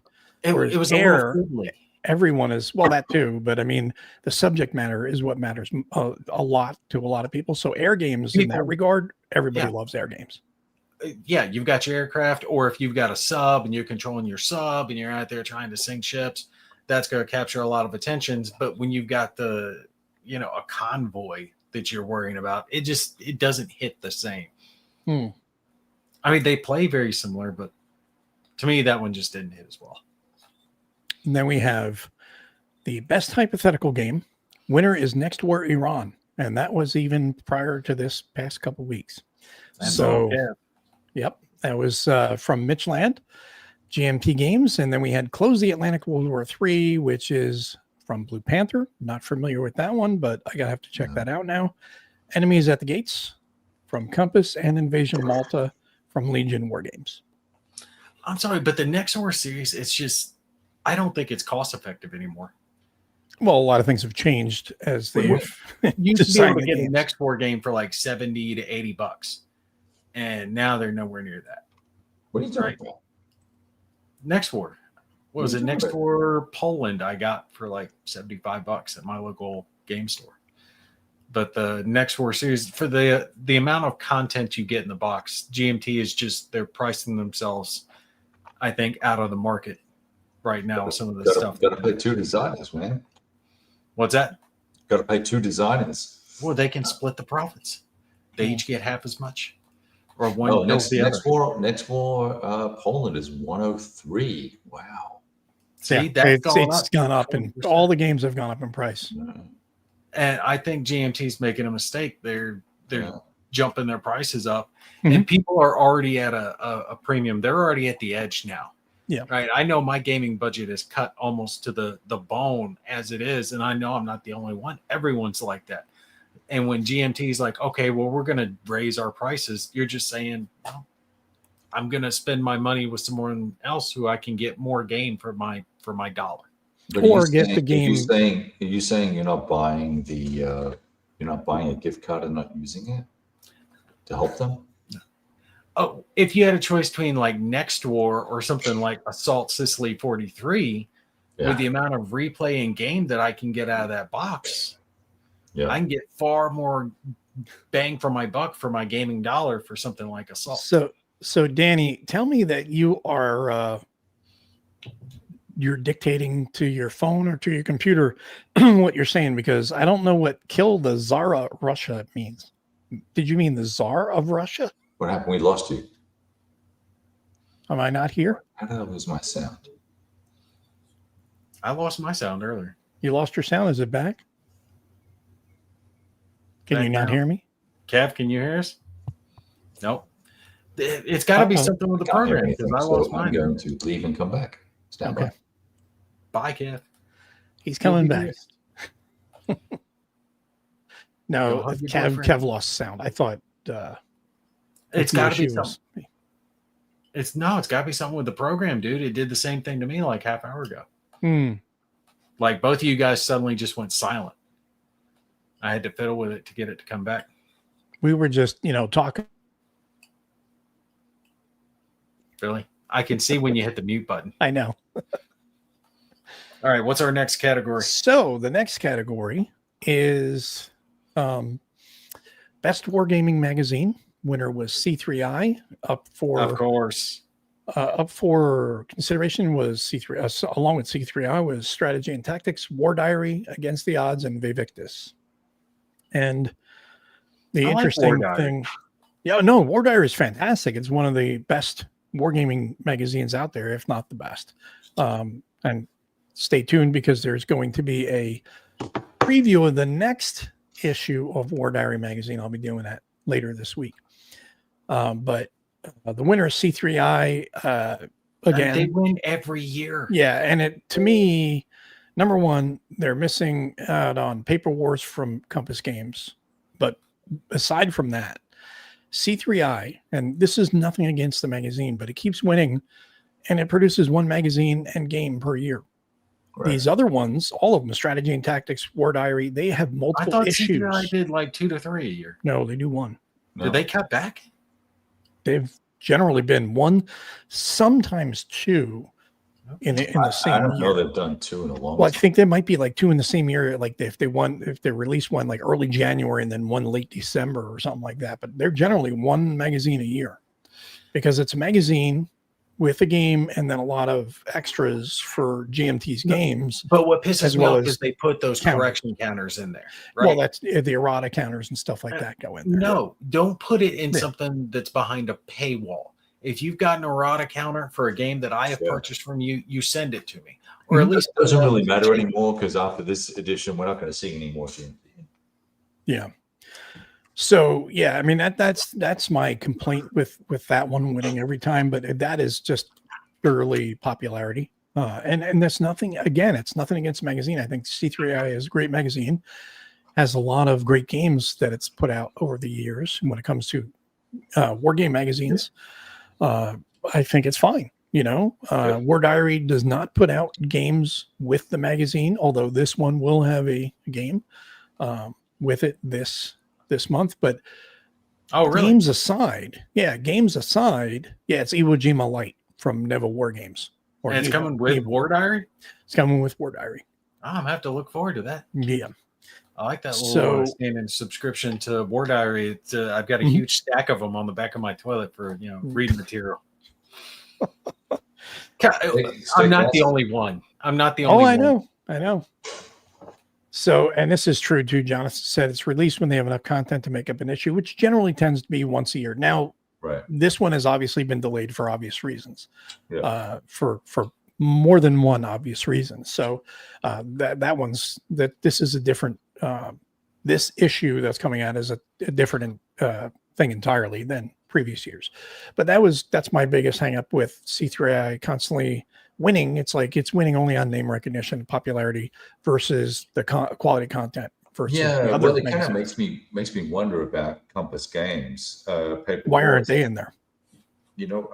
why isn't it get nominated number one? But number two, how many people actually buying that magazine? Because if we're talking about popularity contests, you would think they keep publishing the magazine. Why isn't it getting nominated? Right? Yeah. Let's see They here. have to be I got to making a catch back profit up on on these.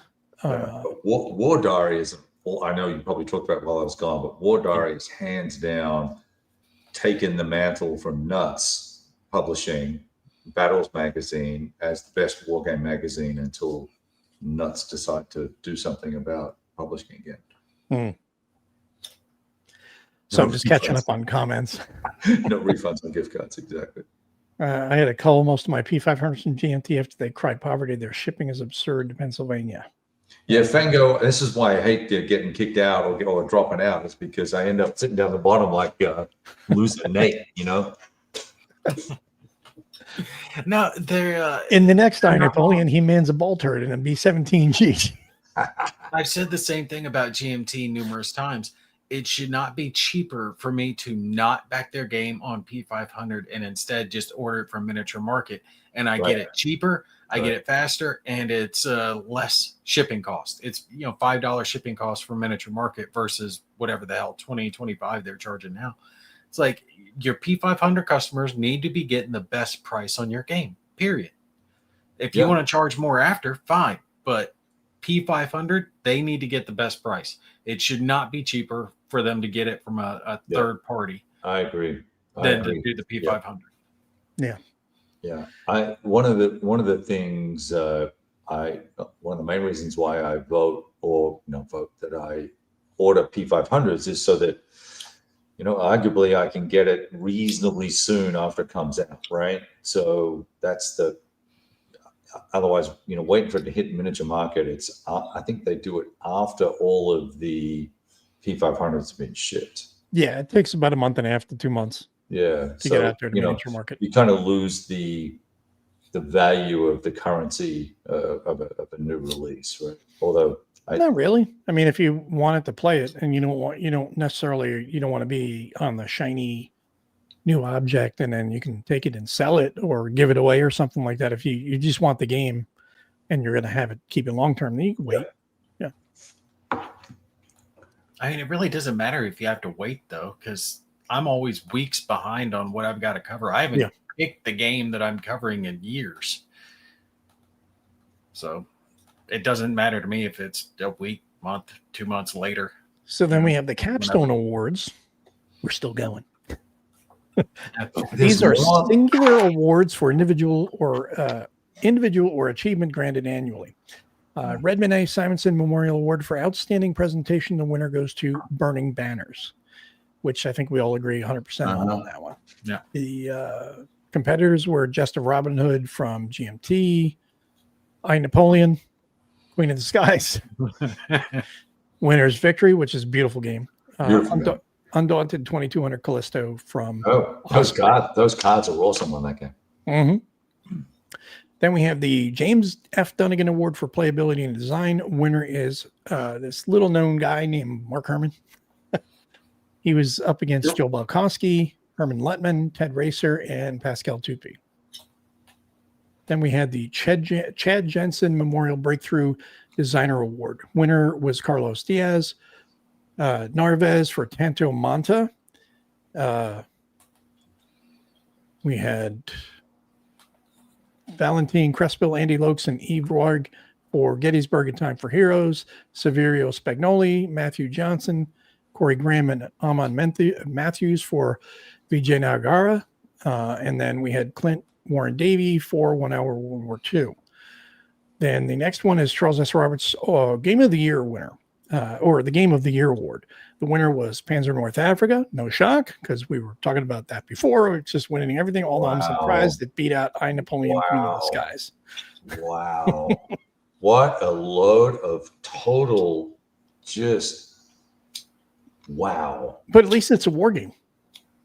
So there is that. There is a benefit there. Yes. So Panzer North Africa wins. I was up against I Napoleon, Queen of the Skies, and Rebel Fury, Tattered Flags, and Thunder on the Mississippi. All right. Now I'm going to Board Game Geek to see how many people have actually supported and posted about Hands in North Africa.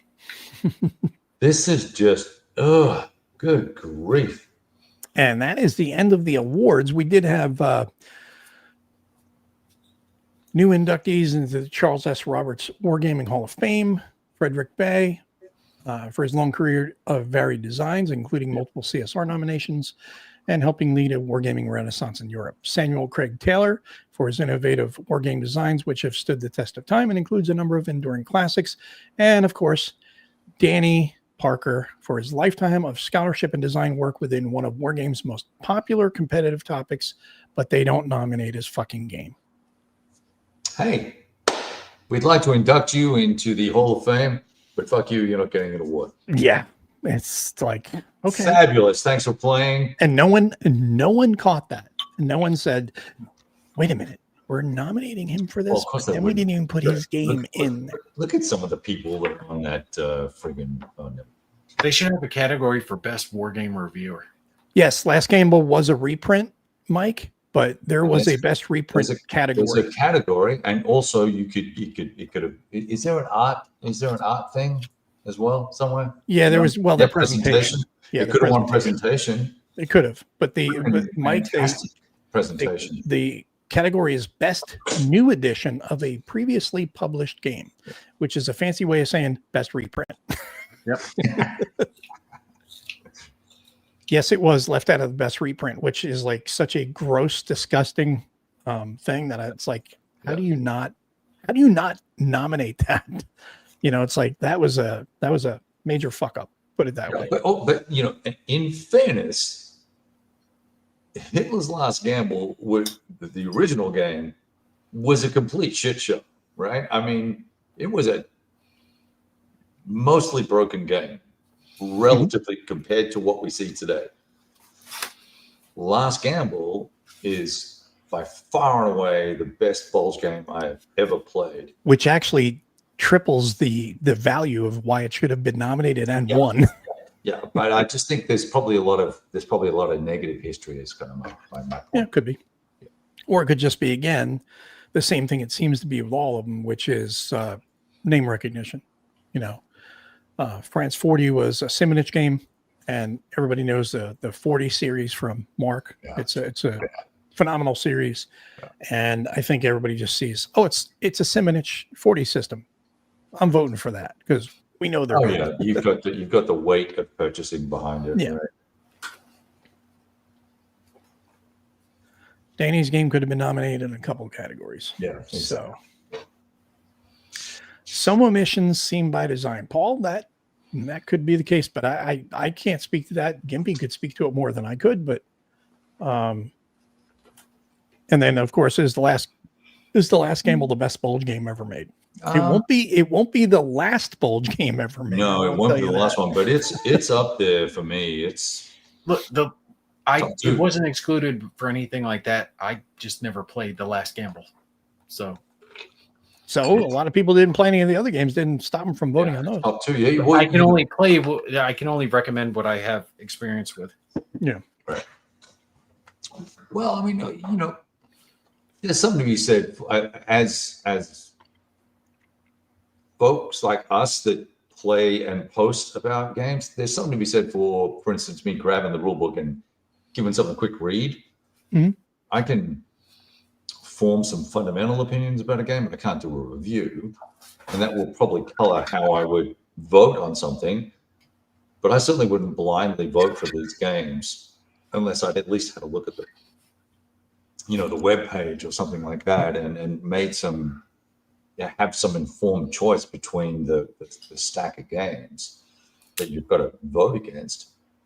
Some good comments coming in. Someone said Hands in North Africa is a reprint too, which technically, it is. I don't hold to the conspiracy or agenda stuff for these rewards. I just think they aren't doing a good enough job, not enough due diligence. Well, there's that too. That as well. Yes. And then there should be an award for best pre-owned games. Greetings from Iowa City. That's where he's at now. The most innovative game. There was no innovative war game this with this last award. It's a good question, though. You want to play a good Bulge game, then you cannot go wrong with The Last Gamble. Yeah. Because not only is the game fantastic, which also is a great 5-part learn to play series as well. I'll just throw that out there. But Yeah, you do. You have an amazing historical book that comes with it. Yep. Plus, Danny has more than one book on the Bulge that you could read if you want to get more, background information that you're going to see in that game. Yeah. So, and there's extra stuff coming in Paper Wars as well for even more content. Yeah. Yeah. And no, it did not come out too long ago that it was simply forgotten. It came out last early summer, about a year ago this time. Yeah. Something like May or something like that. Yeah. I recall playing a short scenario of it, and then I set up and played, the high watermark scenario. Yeah, there's a period of time where you talked about it a lot. Well, that's gonna, would you play games like I do, son? That's how it works.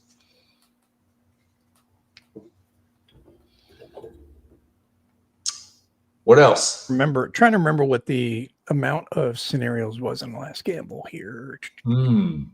That's a really good question. But the while you're looking that up, the key is that there are a swag of optional rules, what if rules that add to replay value more significantly than I've seen with any other Bulge game as well. Yeah. Like, I'm not a huge Bulge War game fan anyway, but it's really, really good. I like it more than Ardennes 44, better than Time for Trumpets. I've yet to play the full campaign of the last Blitzkrieg, but once I do that, it'll be between that and Iron Tide. Have you played Enemy Action Ardennes? I have piddled with that. I've played a handful of turns, and it is not my cup of tea, which young But man. you didn't like it because of the chip pull mechanic. Yeah, because it's bullshit. Yeah. No, it's not. I love that. Oh, chip. it's 3 games in one, and it's got dots everywhere. And No, you get it's to not throw a about bunch of the chips in a one. bucket and pick out your result. Thank you. By making Moving on. smart military choices, by having combined I'm arms. by having surprised you artillery. like that game. It doesn't have custom dice. That's It true. has It does no not. dice. It's all chit. And if you think about it, the 20, 40 chits, whatever you've got in there, are effectively custom dice. Yeah, whatever, dude. So yes, it has custom dice, which makes it awesome. So tedious. And I then we sold have that long ago, my friend. quick shout out for eHassle. Finally came out the other day. Then we have Ardennes 2. Is that worth looking at? No. I mean, look, if you want a simple look at the Bulge, yes. Simple. Get it on sale. Get it on sale. You get it on the table, and you'll have fun with it. Yeah, it has some issues of folks that get a little frustrated with it because it doesn't represent the history very well, but that's what the SCS system is.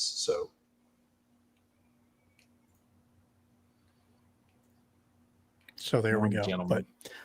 But so yeah, I mean, there we have it. I mean, the ones that kind of burned my ass the most was I Napoleon even being nominated. It's not a war game at all, and it's in the war game category and beats actual war games. It's like, what the fuck? And But then you agree the same for Purple Haze then? yeah, Purple Haze. I don't think it should have been in there, but it had Purple Haze. In fairness, Purple Haze has more of an argument as being a war game than I Napoleon Queen of the Skies does. I mean, that is not a war game. Yep. In any way, shape, or form. It's even questionable how much of a game it is, because how many decisions are you making?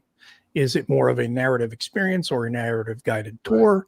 Right. A lot of these games, I'm not picking on I Napoleon alone, because B-17 Queen of the Skies, that's another one of those. Roll and tells you the story. That game was what, from the 1970s? That was one of the first games. I mean, it's a hugely popular game, and it's what spawned all these other created ones. a genre. Yeah, and it's spawned That all is these other very ones. popular now. And there are people who love that. Yeah. That Greg Smith makes his living off of. But his games have decisions. Most These of other his ones have no decisions. There's other really than which nothing dice to you're do going to roll. other than Yeah. roll the dice for the AI, right? That's what you're doing with those games. Well, Greg's games give you some agency, right? That is not true. Ask 4 No. Wargamers, you get 5 opinions. I'd say you probably get about 8 or 9 opinions. yeah, it's probably right there, actually. I would say that would be a very good choice, Nordic. Yeah, you won't regret it, man. I mean, it's the only quibble I have with it is the setup charts are not done in a manner that I'm used to seeing. Yeah. Other than that, it's great. In fairness, you have to call a Napoleon Queen of the Skies in honor of Stuka Joe because he is the one who created that. Yeah, that is. He awesome. said Queen of the Skies, and I'm just like, this is it. I'm permanently calling it that. Is it worth the 120 plus shipping for last gamble? I think so. Or you can wait for the end of the year sale. Wait for the Compass sale, then get it, or buy it secondhand. Yeah, but they're not going to have that copy around much longer. They're going to they'll do a sale for Christmas, won't they? Yeah, they always do their end of the year sale. You think they're going to put the last gamble on it? Yeah. Oh yeah. I'll wait around, see if they drop it. I want the last gamble. 120 is a hard sell to the missus right now. Doesn't she know who you are?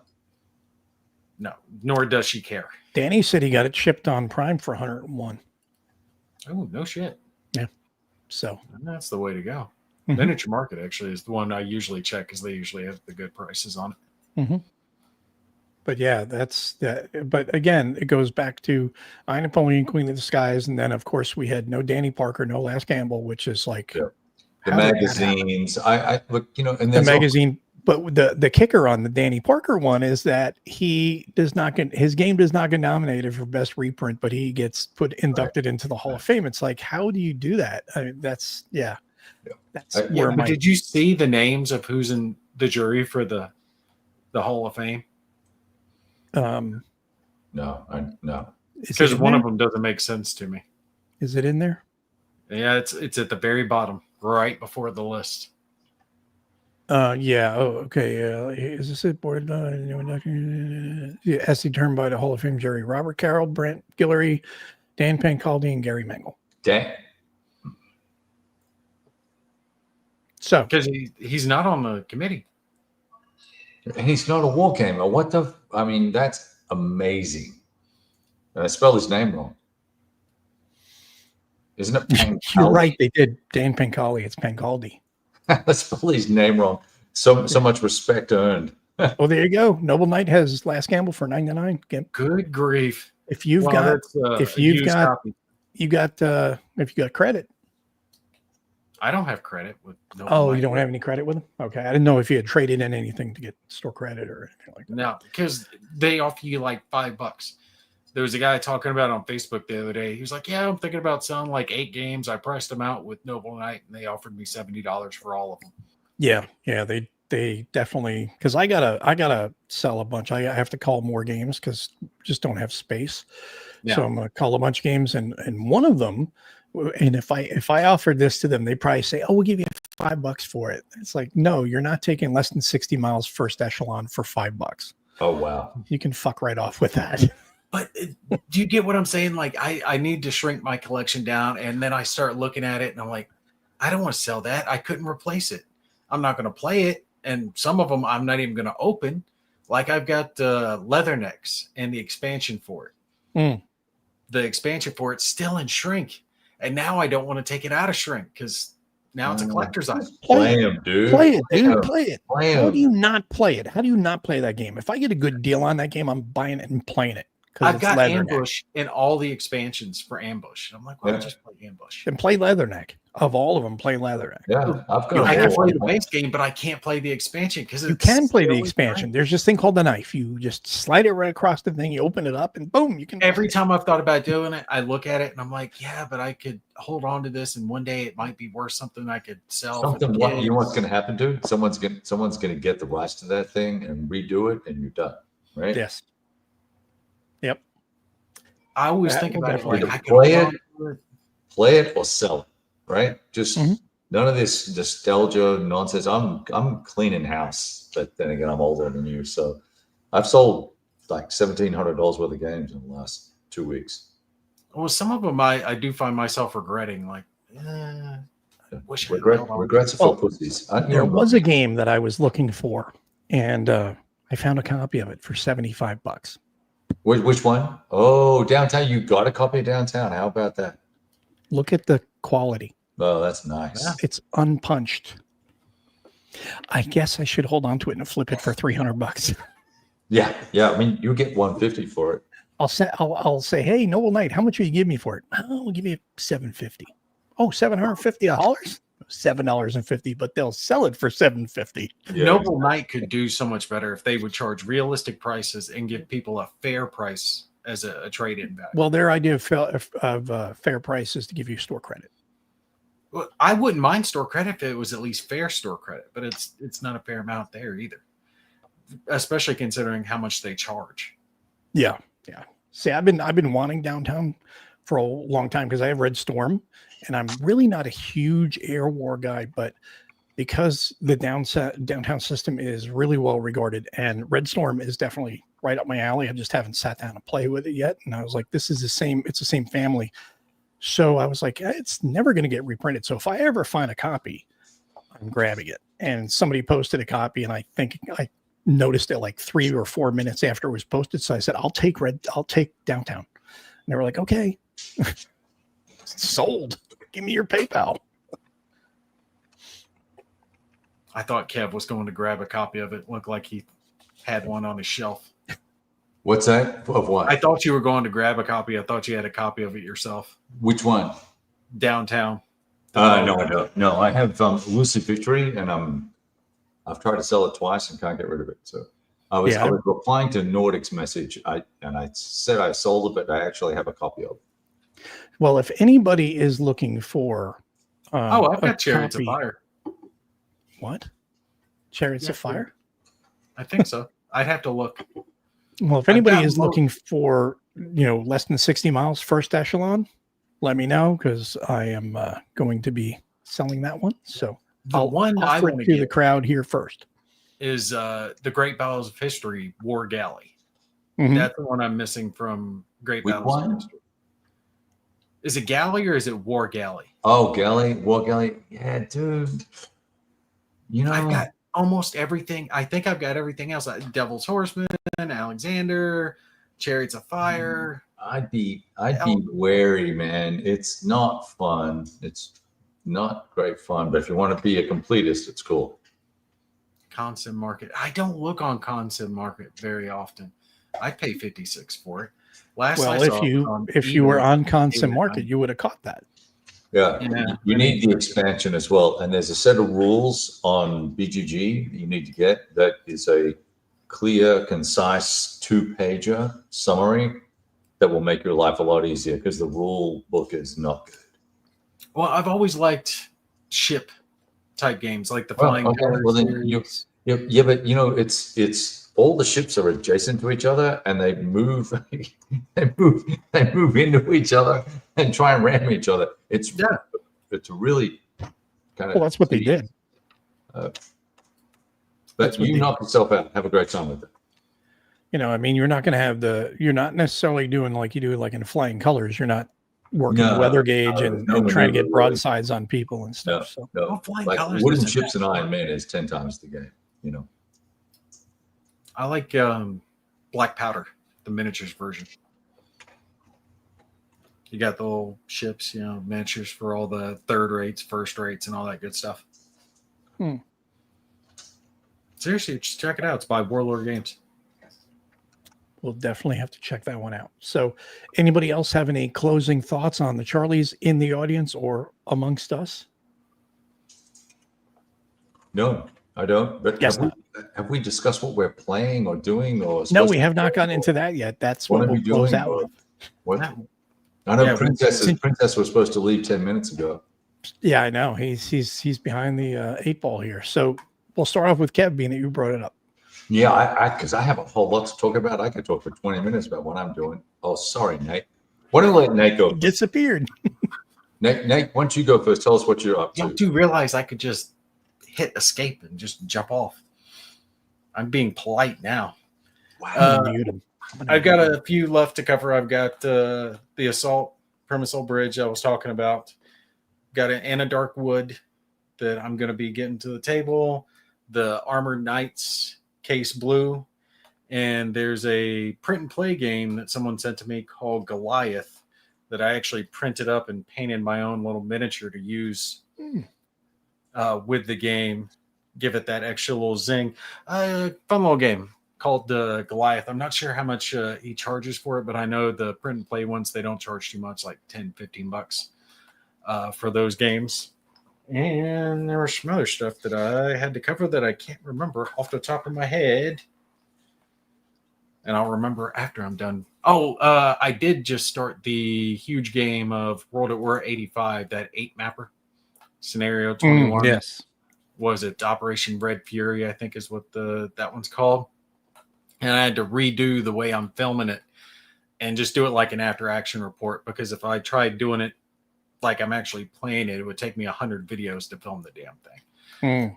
So I've sped that up a lot, but that one caught a whole lot of interest. So I've got some more videos coming off from that. Oh, just to mention it, Broken Arrow finally released from Slithering Games. So for and then I heard like immediately after, which I was like, oh, this is going to be cool. And then immediately after, everybody was complaining about one thing that I was like, oh, that's a big no-no. No save game. No save game. So I did initial impressions, and I'm going to do a full review for it. The game itself is quite good. It's very good, and it actually has a campaign with narrative and that single player component that Warno was missing. That's really great, but releasing in this day and age without the ability to save during your game, your mission, is just stupid. Why do you not have that in there from moment one? If they had focused on the single player element of the game, it would have gave them an advantage and something that set them apart from games like Warno. And instead they tried to release with a decent single player and a decent multiplayer. It's like you're splitting because hairs. everyone's obsessed with multiplayer. They think every gamer out there is a multiplayer person. Believe it or not, there's a lot of people don't even touch multiplayer. Yeah, I don't touch the multiplayer of it. There's plenty of people who are competitive, but right now they can't compete with Warno when it comes to the multiplayer. They can after a while, after the game's been released, all the bugs are ironed out, they've got an expansion or two released. Okay. Yeah, you cannot save during the game. So let's say you're playing a campaign, and these missions take a while. They take at least an hour, right? Depending on the mission, can be longer. The one I recorded the other day took me like 86 minutes. You can't save, which means if something comes up and you got to get up or your kids need you or whatever, unless you just pause it and leave your computer running, you just have to restart the mission. And it's the same way with the single player versus the AI. And on top of that, you can't have friendly AI. So you can do skirmish mode, single player, 5-on-5, except you can't do any AI friendlies on your side. You can only do yourself against the AI and any friends you want to bring in. And that was another misstep on their part. There's really no reason that the AI can't be assigned. So you're playing co-op against bots. Yes. Which is fine. I do that. I do that in Warner all the time. I'll sit there and just play it out and add in a bunch of friendly AI and computer AI, but you can't do that in Broken Arrow. And I'm like, why? There's nothing that's missing. The AI is already there. It already knows how to take objectives and fight you and flank out and do all this stuff. It's already doing that fine. So why can't it just do that on my team? And there's really no reason for it. That, and they need more units. They've got roughly a third of the units that Warno has available. Warno's set in the 80s. This one is modern day. So there's some differences, but it's close enough. I mean, you still got Abrams and Bradleys and all the same type vehicles in there. So they need to add more vehicles and units and types to the game, but that will come with expansions. So they had a rough launch. Had they waited a couple months and ironed this out, people would have been a lot happier. But the game is really good. So if you're into Warno, you really should get Broken Arrow. It's great. They just need to fix this crap. And one last comment about the Charlies. Robert O says, in spite of the flaws, I think the Charlies are important to the hobby, and I'm glad the tradition continues, which I agree with. And I think, just like Kev, I don't disagree with that either, but system categories are flawed, and that definitely needs, you must separate war games from strategy games. They need to be separated. Yep. Because what you're doing is, the thing is, you're doing a disservice to both games. You had all those ones where you had the war game, Burning Banners, beat all the other ones. It's like, well, Burning Banners should have been in its own against its own type of games, war games. So that way, one of the other strategy games could have won the strategy game title, in that regard. So you're shortchanging both games. So that's just my opinion on that. And that has already been raised and shot down. So done. Yeah. What do we know? We're mere mortals. We're not. I actually just got that on the last war game Nice. sale.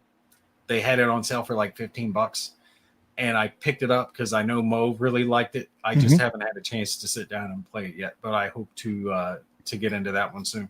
I haven't played that in months. I gotta pull it. I haven't played much, computer wargaming in months. Is it co-op or is it just single player? I think it's just single player now. They may have some co-op or multiplayer in the future. I'm not sure, but that would be really fun to play. Yeah, if we could do multiplayer on that, that'd be a good thing to record. Yeah.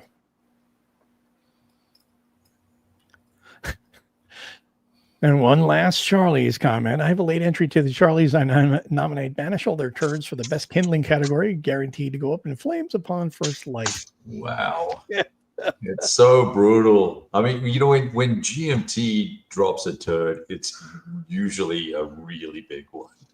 They don't do anything by halves. When they slip through the cracks, it's nasty. They drop the moat, mother of all turds. Yeah.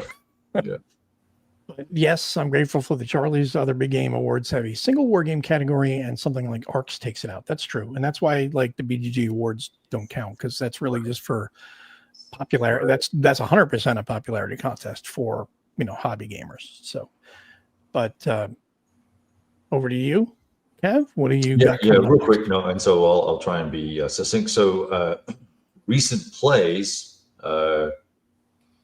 Most Fearful Sacrifice, I think, was the last time I was on with you guys. Then since then, North Africa 41, Next War Iran, Spring Prelude, which I think was just amazing from Compass Games. I was blown away by that. Did a Heroes of Normandy session. I've got trying to do some write-ups on that just from a narrative perspective. And then Hell's Highway, the old VG Victory Games title, I've got that set up. I'm confused about the rules on combat, so I don't know what's going on. Either my brain is broken or I'm stupid or both. So we're going to try and work that out the next 24 hours. Otherwise, getting packed up. I've got this being set up now, Pacific War. And I'm just doing I'm trying to find something that I can play that will allow me to stop at a reasonable time, because we've got allegedly Case Blue from Grognard Sims coming in, and then we've got Chickamauga coming in from Flying Pig, and then Under an Iron Sky coming in soon as well. So I'm trying to keep my table space available so I can put these down as soon as they roll in. And I had started to try and set up Death Ride Salerno, 2 modules. It was 4, 8, 12. 16 maps, 16 11 by 17 maps, and my morale roll failed, so I packed it up, and because I don't think I would get enough done before these other titles turn up. So that's what's going on, and tune into my shorts, because apparently they're fabulous. At least you didn't say get into my shorts. Get into my shorts, boys. Rocket Chickamauga, that is definitely looking interesting. So hopefully be seeing that soon as well. And then I just have not had time to do any videos on the stuff I was working on before, where I was talking about Night Fighter Command and then Trench Raid. I still have to get around to those. I just haven't had time to. Oh, yeah. So Trench Raid, I mean, I ordered that. I'm waiting on that to come too. So That is another really fun game. I'm telling you, if you guys like a narrative, a solo game that creates a new narrative every time due to the variability of the setup, which there's really no setup. It's really straightforward. You set up the game and then you discover what's on the battlefield as you go across. That's awesome. I'm super psyched for it. Are Yeah. they shipping it yet? Is it shipping? Not yet, but it should be very soon. It should be soon. So that one is definitely one to get hold of, in my opinion. It's a really strong game. It's a lot of fun, and they are going to have a Tunnel Rats edition of it. They're going to be doing Tunnel Rats in Vietnam using that same system. Because I had said that, I suggested, and they says that's funny because she's already designing a Tunnel Rats game for it. My grandfather was a Tunnel Rat. Really? And, yeah, in Vietnam. He was Nice. one of the Tunnel Rats. Nice, because this system just it really lends itself to that. So you can even kind of structure some of the tunnels to a degree, in a way with certain tiles. Like maybe you exclude some tiles and have not tiles but counters, and have certain counters for certain scenarios if you're trying to create a tunnel system. And even better would be if you have a big enough board for it, you could have a series of scenarios set in the Cu Chi tunnels, and then as you go through one part, you leave it up, and then for the second scenario, you continue on, and you just kind of build out the tunnel system as you explore each different scenario point, which is your objective point, and then you leave everything on the map, and then you go to the next part. You create the rest of the tunnel, leave that. Same thing for the third. You can even make it into 3 or 4 or 5 scenarios if you wanted to, if you have the board size for it. Well, I like your idea about putting all the counters on the board for trench raid and just... You can do that too, yeah. Put them all out there and just flip them over. Because that's the one thing that really slows you down. So if you can just put them all out... Kind of, a little bit, but you get into a rhythm. Those types of games get into a rhythm. You're like, okay, I did this. Okay, boom, boom. I got to roll. And then, okay, I'm just throwing this. You just have the counters right there, and you just grab them, put them out there. It's like open. Okay, boom. And then I got to put whatever here, barbed wire or whatever. And then you just move through. So, because you're only looking at, not looking like the one scenario when you're going straight across, you're only looking one direction. So you don't care what's on either side. You're putting it out there, but because on your way back, you can go any direction you want. But when you're going on that one mission straight across, you're staying in a straight line. The rest of the time, you're moving as you go. Another part of the thing is you have total agency as to what direction you go. Yeah. So that's cool. That's very cool. That sounds interesting. Nordic made a good point that, Army Group North is going to ship July, August as well, which is another big one that I will be wanting to get to the table. I've not played that module yet. So anyway. Let me see here. I got to catch up. Where was that? I'm scrolling back up to the top. He's 9:21 p.m. Waiting on Miracle at Dunkirk and AGN. No work has been done on that because I've been sidetracked with other stuff. I haven't gotten to that. Miracle at Dunkirk. Army Group North, and Gibby's stepfather was a combat medic with the Marines. Corpsman. Yeah, my family took a beating during Vietnam. One of my uncles actually flew F-4s. He got shot down during Vietnam. Wow. So let's see. Do we have space enough for all the maps for East Front system? Yeah, for two modules, I can do 2 at a time. But yeah, for sure. Nice. Yeah. So that will wrap it up for this month. I hope you guys have enjoyed it, and we will get back together next month for the next show in July, and we'll have some more to talk about. I hope you guys enjoyed the show, and thanks for tuning in tonight. Have a great night, everybody. We'll see you next time.